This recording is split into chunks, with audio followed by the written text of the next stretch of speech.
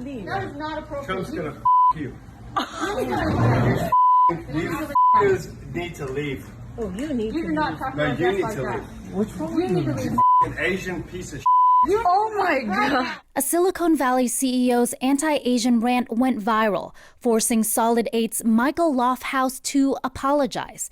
Anti-Asian incidents like this have only been increasing as President Trump continues to use phrases like Kung flu. Even after the World Health Organization discouraged coronavirus names that stigmatize groups of people, President Donald Trump continues to use anti-Asian racist descriptions to describe COVID-19.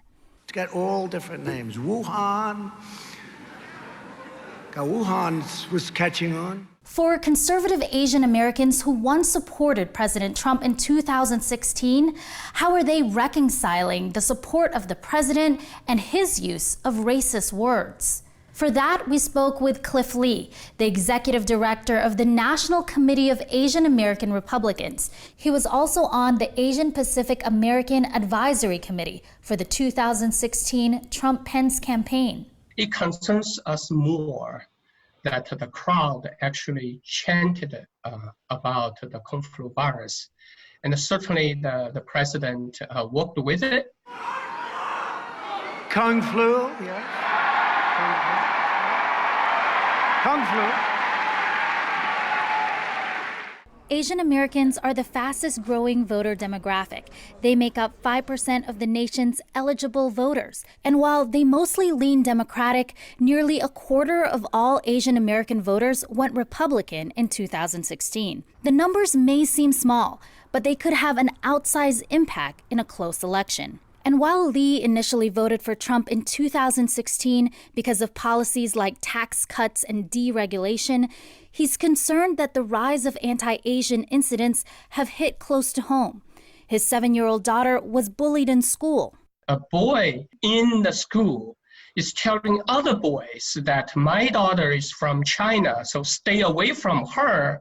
I can feel my own daughter, my own little daughter, is feeling the threat simply because she looks Chinese or she looks Asian.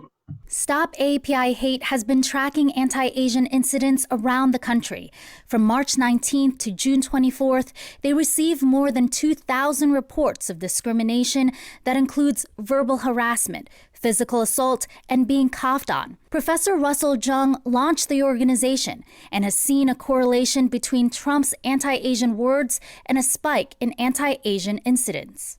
Using those terms creates the association that the virus is Chinese and that Chinese people have the virus. And by creating that association, people then develop an implicit bias and began to racially profile Asians as being diseased, blaming people for the disease rather than it just being a natural virus. That opened up license for people to harass and attack Asians. Despite President Trump's use of racist terms and hateful actions of some of his supporters, Lee thinks there's a difference in the president's public and private persona because of the inconsistencies in his messaging.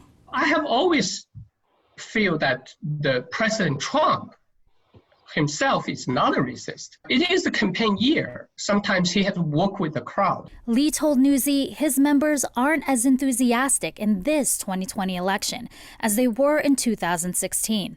Based on their survey, 40% will vote for Trump, and the other 60% aren't sure.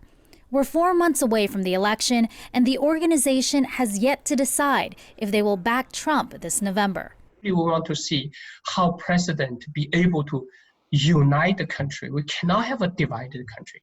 Kat Sandoval, Newsy.